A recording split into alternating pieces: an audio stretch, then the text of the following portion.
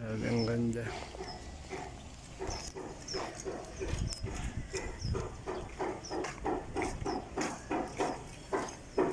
Nasa ano, no? Nasa 5.6 ang ano mo. Oh, ay ito po sir, 5.8 ito.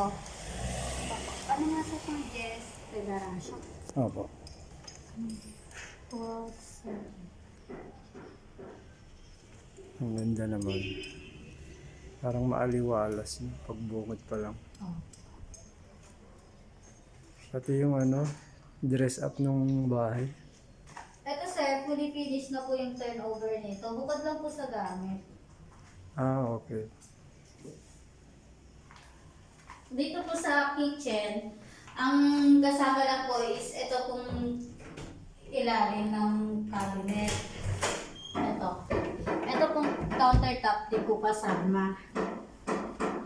Ah, tapos, nasa ano na. Dito, ang pinakamaliit na lote is 89 square meter lang. Opo. Opo. Ilang bedrooms pwede? Tatlo po. Tatlo sa itaas. Ah, tatlo sa itaas. Opo. Ito yung 5.8 po. Pwede rin maano sa... Opo, sige po. Ikit tayo. Kaya nga. Wala pong problema.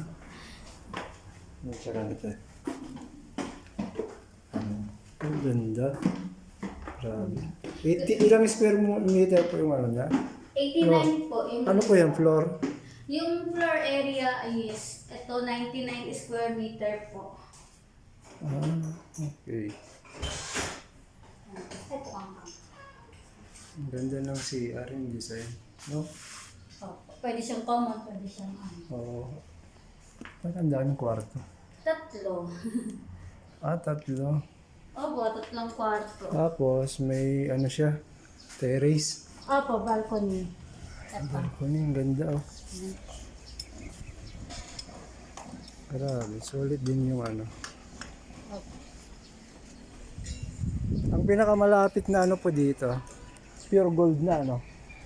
Pure gold at saka yung dito sa may central, Save More. Ah, save mo. Pure gold ano po ba yun nandito? Loma. Ah, Lumadigato. Okay. Sige. Ganda. Yung sa 5.6 sir, ang kaibahan Ang no, DP niya po ay 22. 22 monthly. Pakita ko po sa inyo yun, yung 5.6. Ay, yung pinakita mo kanina. Opo, yung Ayun pala ito. Ganda. Picturean ko na lang na. Opo. Ito kasi Ito na yung pinakasala niya, no? Hmm. Yung isa naman, high ceiling kasi siya, yung 5.6. 3 bedrooms din siya. Opo.